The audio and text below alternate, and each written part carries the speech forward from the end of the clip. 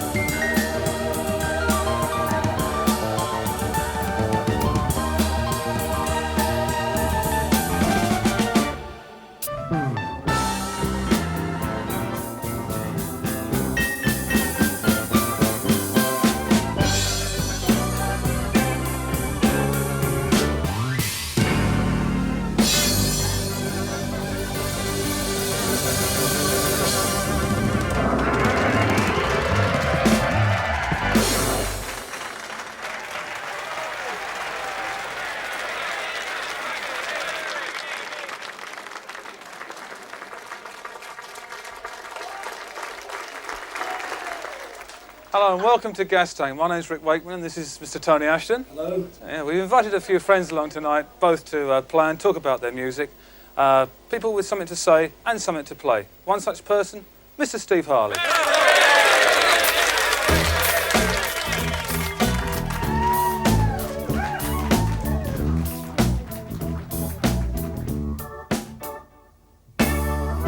Mr. Soft, turn around and watch the world, see the things you're going through. Mr. Soft, believe everything they tell you and be damned if they'll thank you. You paint everything so cool. Coming on, Mr. Cool. Your face and shut the gate. No one's coming home till late. Don't you know? Life gets tedious enough without this extra grudge to bear. You start slow. Shift your ideas, make your mind up in a jiffy. Let's be fair. We'll all be taking off tonight. Turn off your eyes and shut the light. You're the most just so unreal. We'd all be dead without your spiel.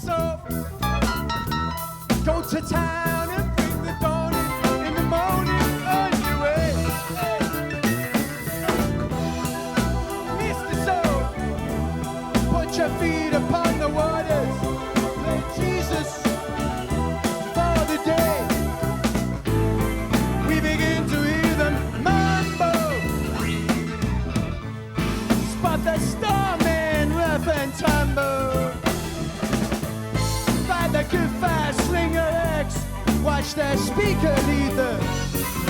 Hey.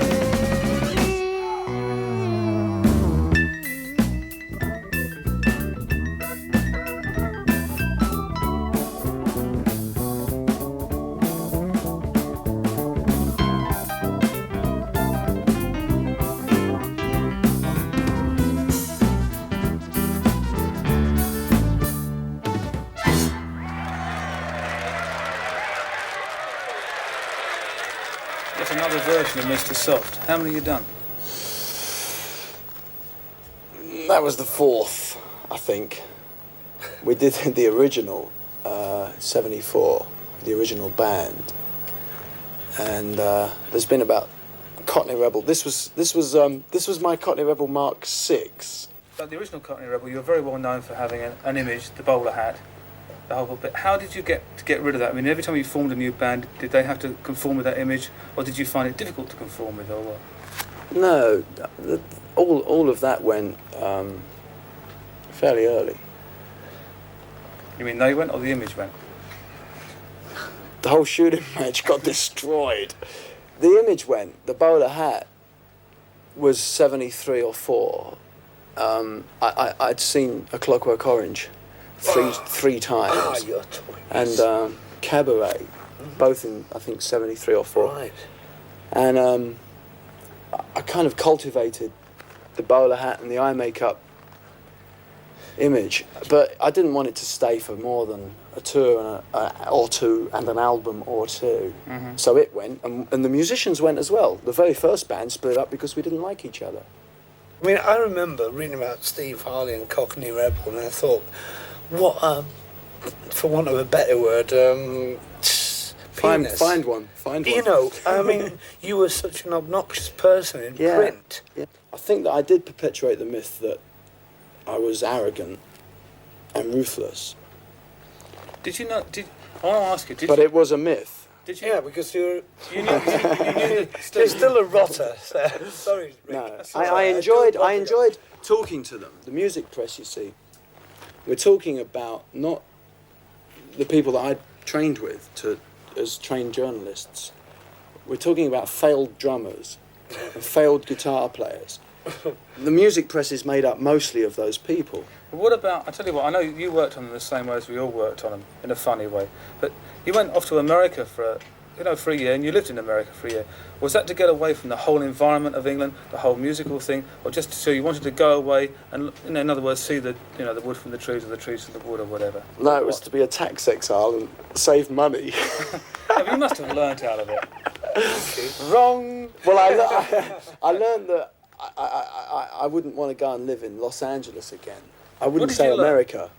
Well, in Los Angeles, there's too much sunshine, too many musicians, too many lies are told.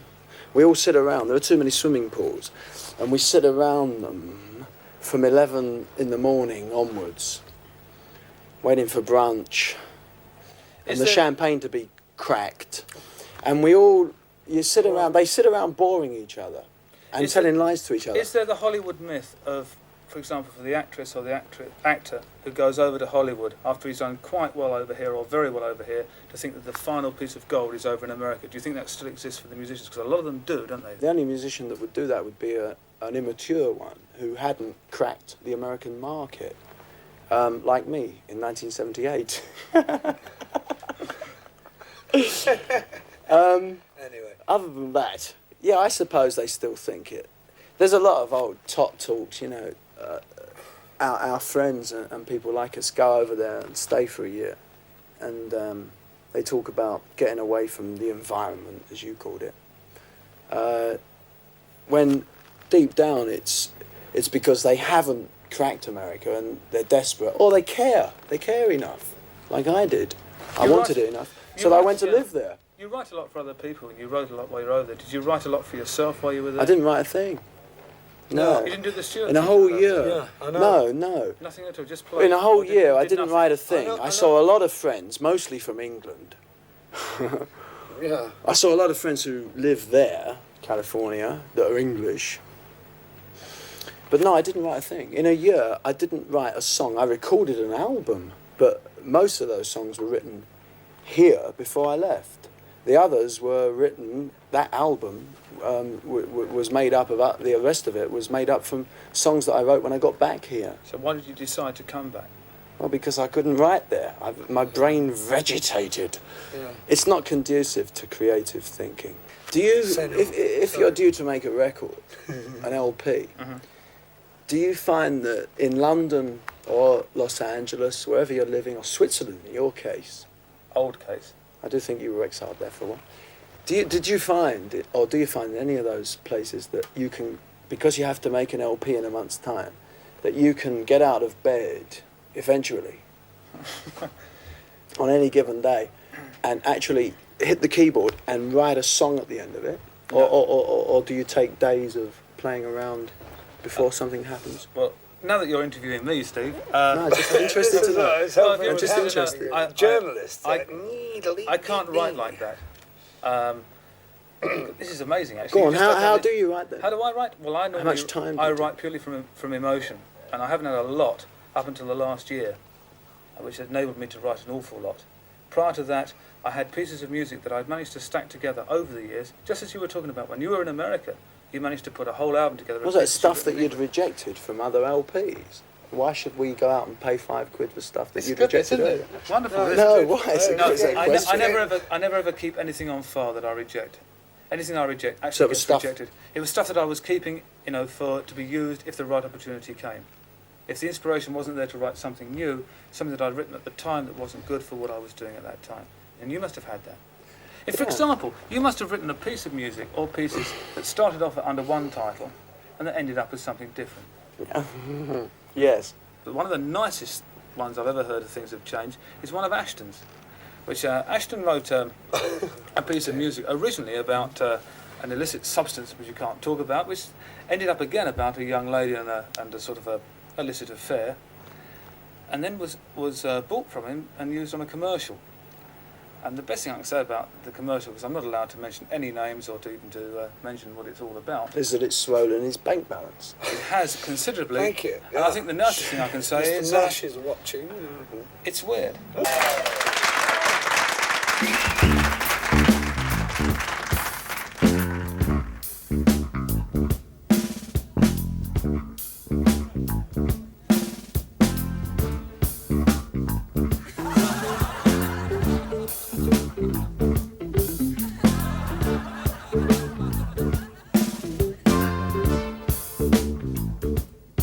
Now then, when she says hello, it's weird. Her mouth goes to and fro. It's weird. She ain't good looking, I must disclose. Reminds me of the Matterhorn looking at her nose. It's weird. It's weird.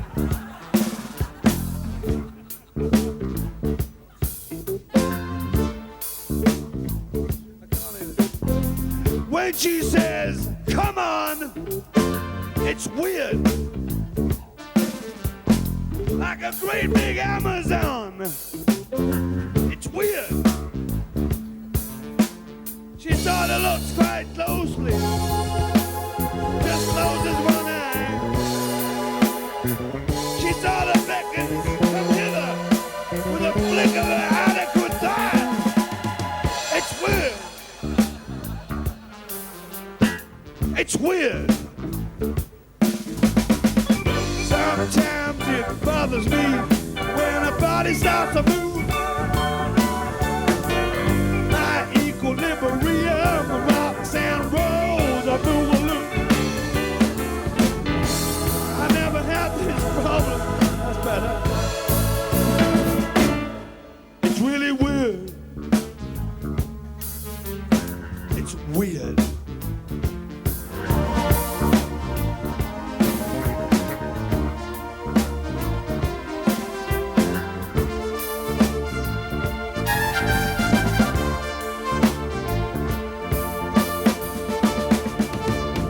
Sometimes it bothers me when a body starts to move.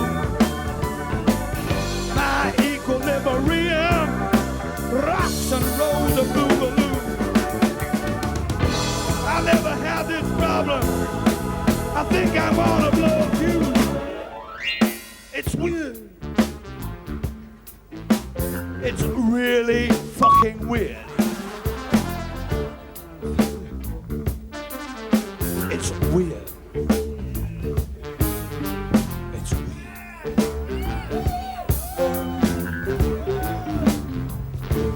It's weird. It's the Strawbs.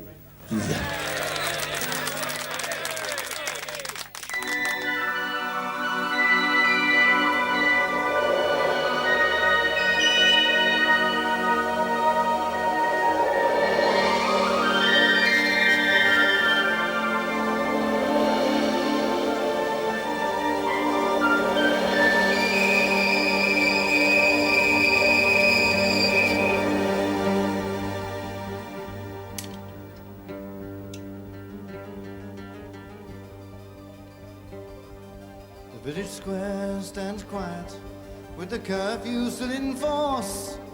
The streets are even clear of dogs and whores. Like some evil bird of prey, the scaffold spreads its wings. The people build their fires and bolt their doors. The mayor is giving dinner to the officers and wives. His eldest son is learning how to fawn. The barrack block is hushed and tense, the soldiers drawing lots. Who will be the hangman in the dawn?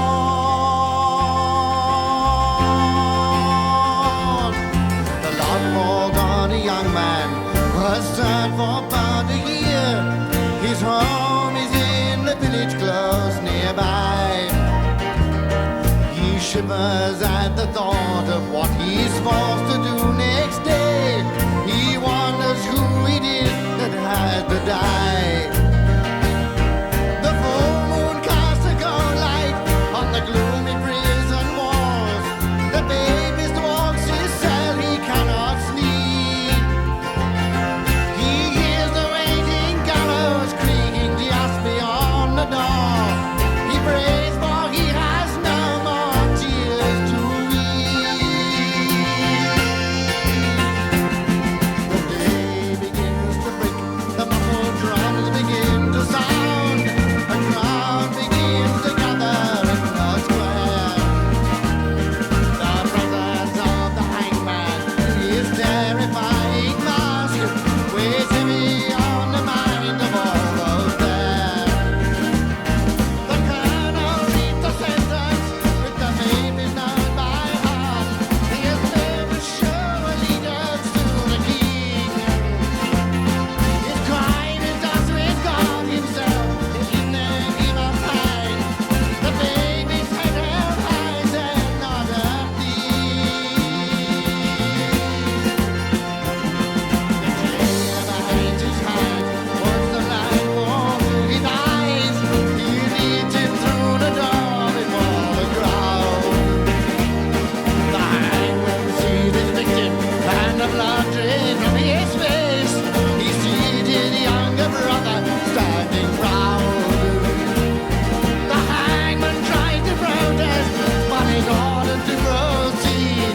His trembling hand begins to take the strain.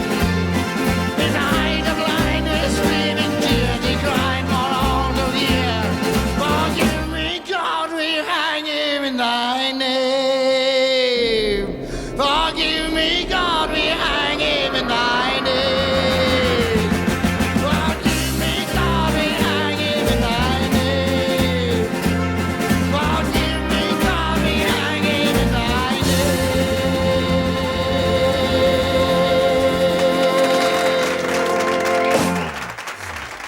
Dave, for me, that was honestly very memorable and very nice. After 11 years, to actually, for me, the Strawbs to get back together again. How did it feel for you?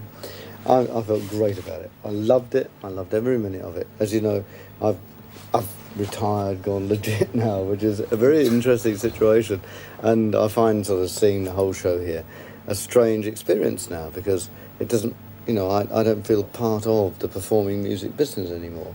But nonetheless, the experience of getting together with yourself and Hud and John and Tony was absolute magic to me, and it's one of the great thrills of my life. For Ashley, you never see, you couldn't. No, I mean, I remember the Hangman one, but The Hangman, oh wow. Yeah, and it was absolutely fabulous. And you hadn't played together for 10 years, is well, that right? the interesting I mean, story, no, but the story of the Hangman and the Papers was that I was driving down to Devon, and first time I'd ever gone down to the West Country, and I heard the first ever news reports of the fact that some of our soldiers had been shot in Northern Ireland. Mm-hmm. And I thought to myself, well, I've got a brother. We both grew up on opposite sides of the political fence, or the religious fence. He grew up as a Protestant. I grew up as a Catholic, mainly because my mum and dad. My dad died when I was 8 months old, and then my mother remarried again, etc. Different sides of the family grow up with different experiences. And it seemed to me that here you have two brothers who are growing up on different sides of the fence. Yeah. And I wrote that song about that situation. I'm still singing it, or not still singing it, but it's still very relevant to me. No, it's family. I've forgotten how tricky it is musically. From my point of view, I couldn't play it because it's like, what, 6/8, is it? Oh, there's a ghastly story I'll tell you about Rick Sorry, here. Now, we did this song on Top of the Pops, right? And it was the first time there was ever an album spot on Top of the Pops. And there we were doing our bit on Top of the Pops. And it was this song we were doing, The Hangman and the Papers. And when I saw the Top of the Pops back a week later, I was singing this intense ballad about this guy being hung by his brother. And halfway through the song, you were playing A paint roller. Well, I'll tell you what. Thank you very much, I didn't do it this time. We've recorded some more. I'll tell you what. I hope along with a lot of other bands, we managed to get a lot of people together again for a few more shows. Dave, bless you. See you Thanks soon, mate. very much.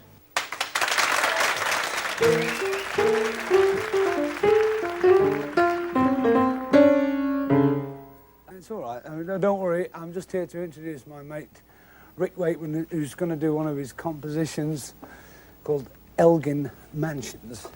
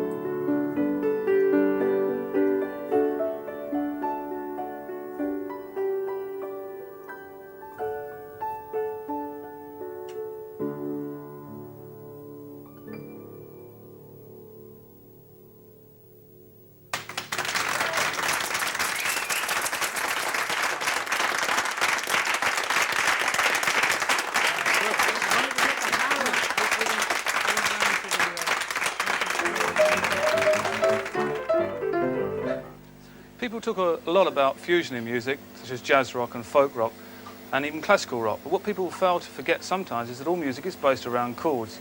And lots of simple chord sequences can produce the same piece. This might sound a bit Irish to you, but for example, a well-known chord sequence, C, A minor, F and G, which sounds like this, Mr. Ashton. That's the basis for very, very many songs. For example, Blue Moon.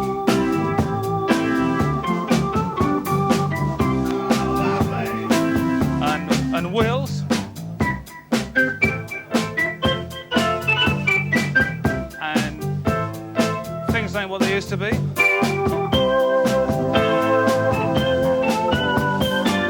that'll do. Cut the crap. Now, that was just to sort of show a point that two people who have a completely different background in keyboard, such as Ashton and myself, can actually write music together.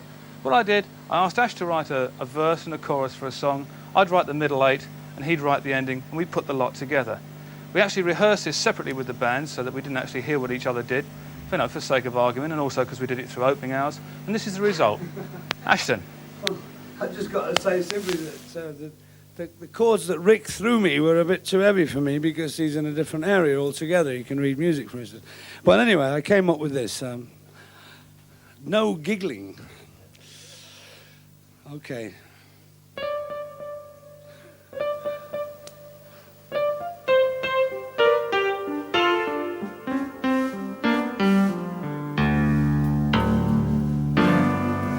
Got something I gotta say to you, and he's not listening. You say play anything you choose, and all I end up is playing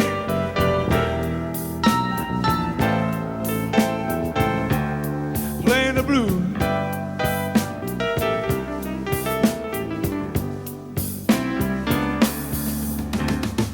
You told me, you mother,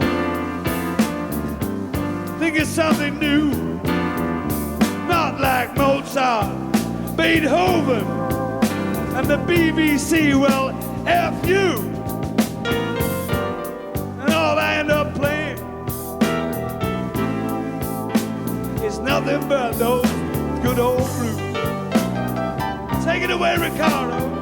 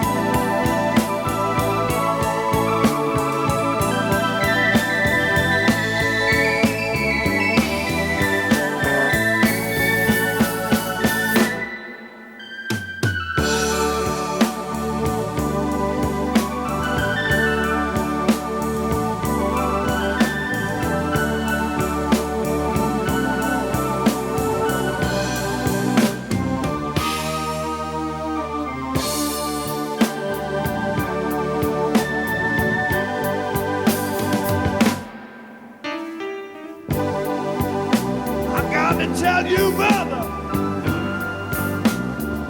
you said think of something new like Beethoven, Bach and Liszt. Well, the BBC too. And all I ended up with is something called the blues.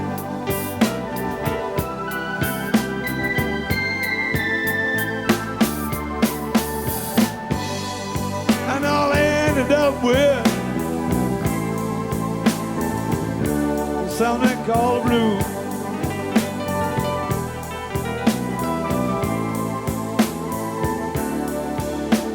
And all I ended up with is something called the blues.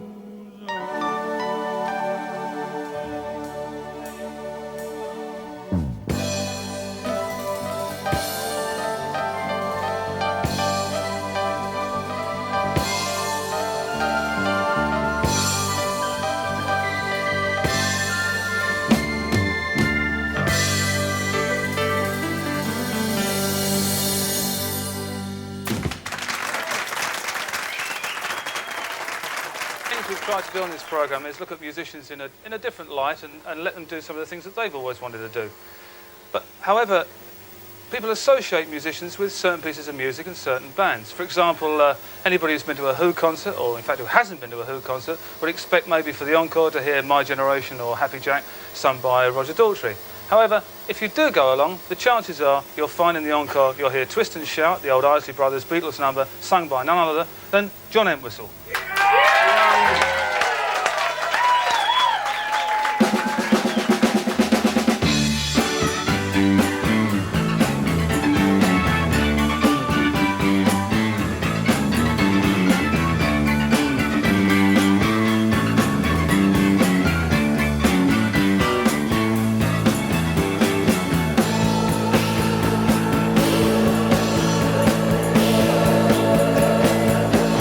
Shake it up, baby, now.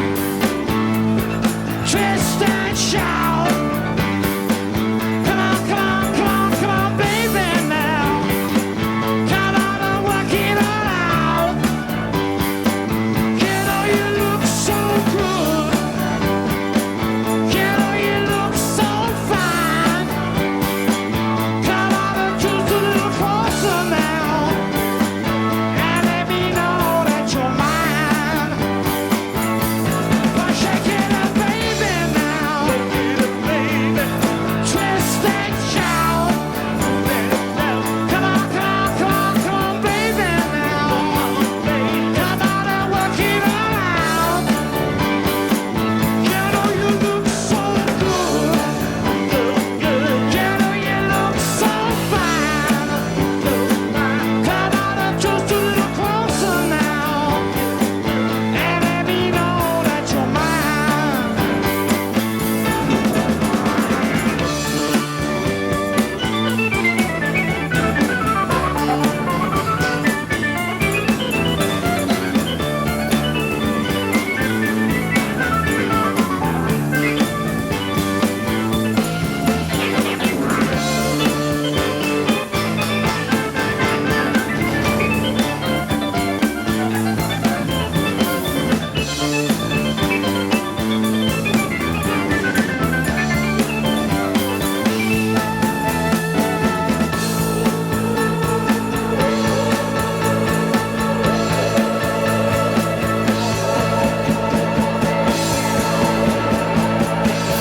Shake it up, baby, now. Twist and shout. Come on, come on, come on, come on, baby, now. Come on and work it all out. You know you twist so good. You know you twist so fine. Come on and twist a little closer now. And let me know that you're mine.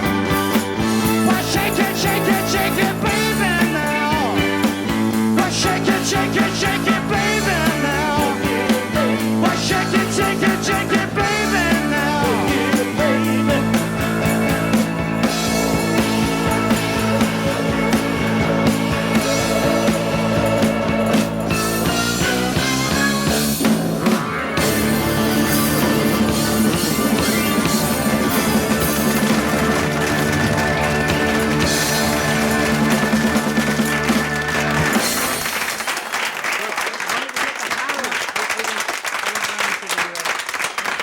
Well, when Ashton and myself talked about the people we wanted to have on the programme, we talked about John, we actually discussed what pieces of music we thought they would like to play.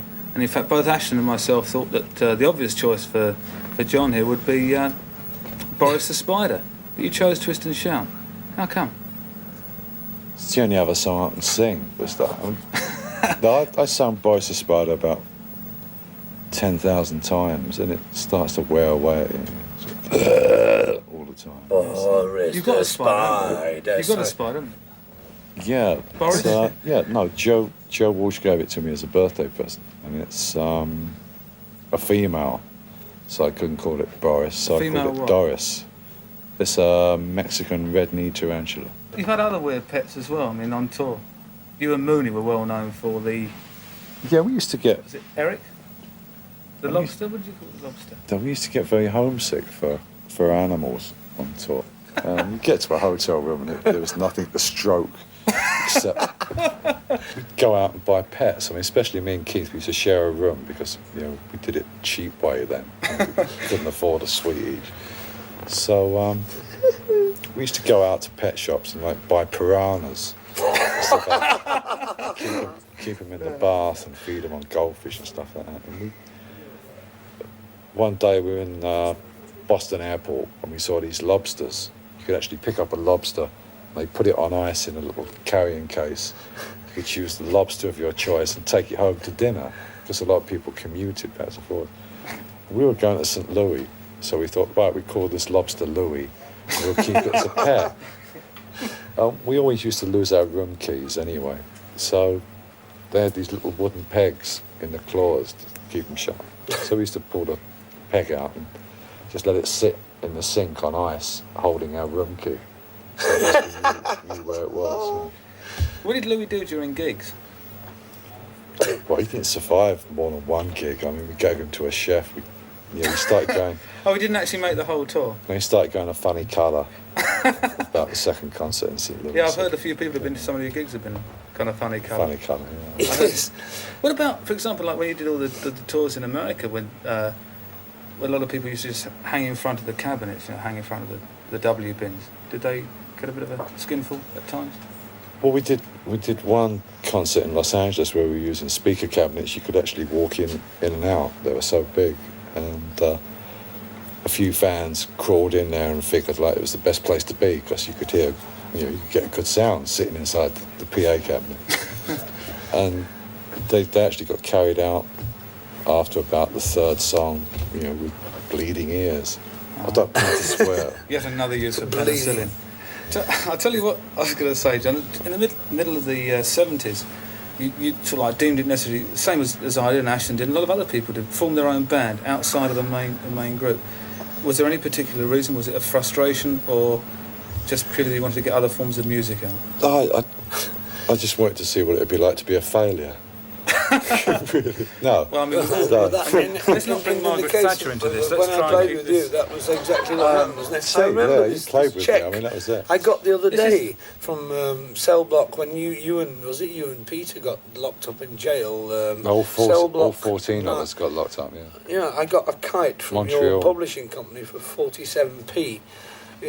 I mean, that's an example. What happened at that? What happened? Something weird happened. Well, we smashed up a hotel room in Montreal. And we didn't know the French for money. So we couldn't pay them off. We usually paid the hotels off, like far in advance of being arrested. So it worked out okay. Mooney had one classic actually on a tour where he was going to be in profit, wasn't he? And missed it at the end. And he had a limousine driver that he'd been using for the whole English tour, and decided to give him a tip, so he gave him a Sony video machine as a tip. But he didn't realise that it wasn't his machine. I mean, we'd bought it for him to use on the tour. And when they deducted the video machine from his profits, he came out with about £3.70 at the end of the tour. How important is office to you? It cost me a lot of money, and but it helped me a lot.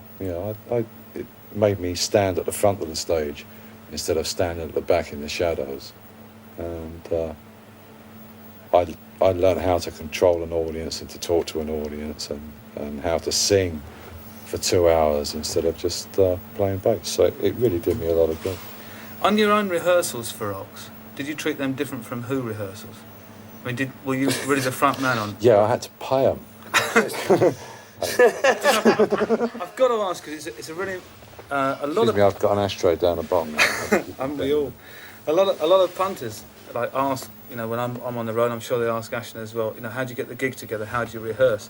I mean, yes, you used to rehearse in a weird way, mostly in different countries. We used to rehearse. How did the Who used to rehearse? In fact, how do you rehearse? We usually rehearsed at Shepperton Film Studios, but we'd have like a period of 3 days at the beginning in the first week just to rehearse how to get there and to actually sort of get there on time. And we'd turn up and we'd look at the equipment and go, ooh, and just disappear to the nearest pub. And then we'd come back the next day and we'd gradually get more and more adventurous and go towards the equipment and plug in. But it's a bit unnerving. Did you have the famous thing, like with the first time you went on stage on the first day of the tour, where you suddenly realised that you wish you'd actually rehearsed one bit a little bit more, like the whole show? We usually get through like 5 days rehearsals and Roger says, it's just like we've never been off stage, right? And when we actually get to the first gig, we think, oh no. There's lots and lots of little mistakes that we made. The great thing like about Pete, for example, we hadn't toured for about 3 years after the Tommy film. And Pete used to do this thing where he won't get forward again. He'd like leap across the stage and land on his knees and slide in front of me, and it was very dramatic, you know. And he used to wear these knee pads, right? And we hadn't worked for 3 years, and he did it, and he jumped up in the air, and I saw his expression on the way down. It was like, oh, and he'd forgotten to put them on, like, you know, whack. Skidding across the stage. Lots of little things like that you forget about the last tour. it's You called just show forget to business, do- really, I think. That's amazing. What about you, Ashton? What about you on the road? Well, Did I Ashton remember Gardner- working with him. Yeah. I mean, I'll never forget it. In fact, that's what caused the slight liver problem with me. That's good. And Finally, sort of, when you're on stage, do you find that? I don't know what you're like, but when I go on, I have a bit of a mental block, and sometimes the punters can carry you through an awful lot. There's 50% of if you get a good audience, they can actually make you play a lot better.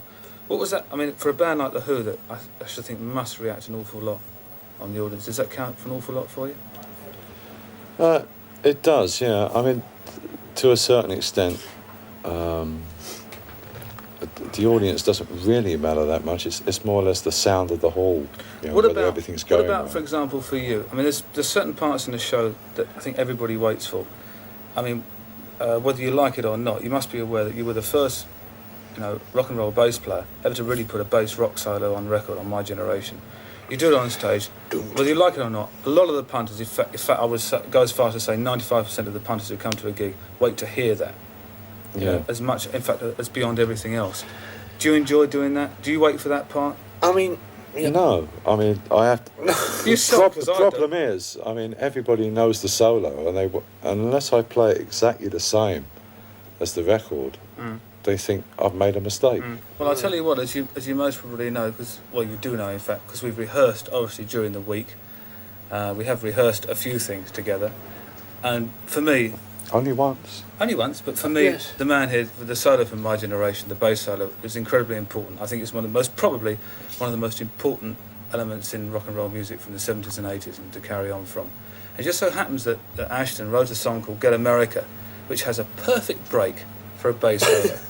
So I really look forward to playing and hearing Sir John Entwistle, Tony Ashton, the rest of the lads on Get America.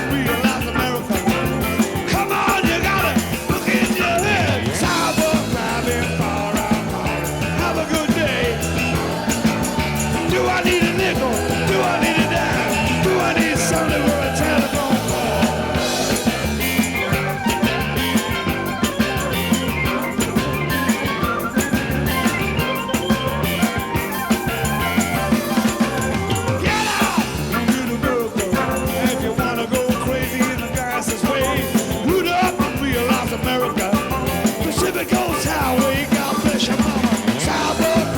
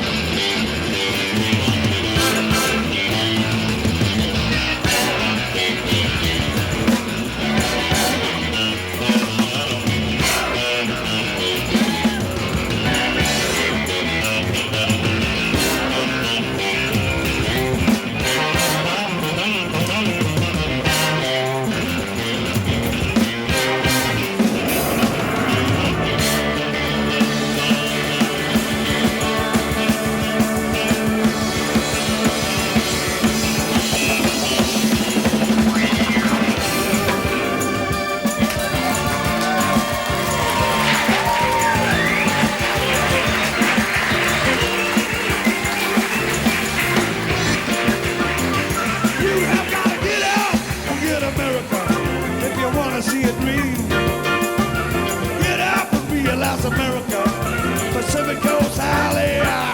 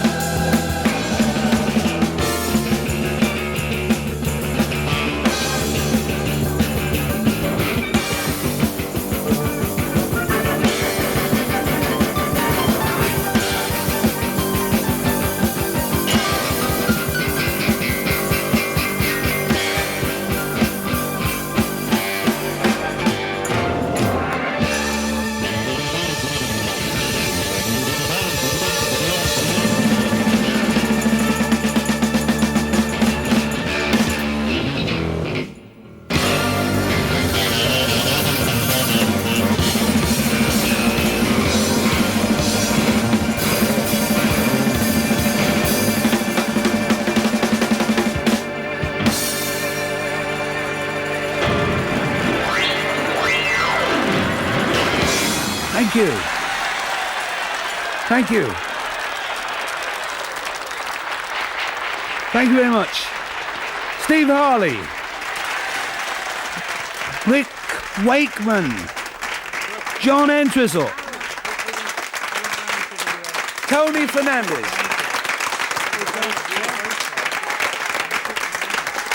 Jerome Rimson. Yeah.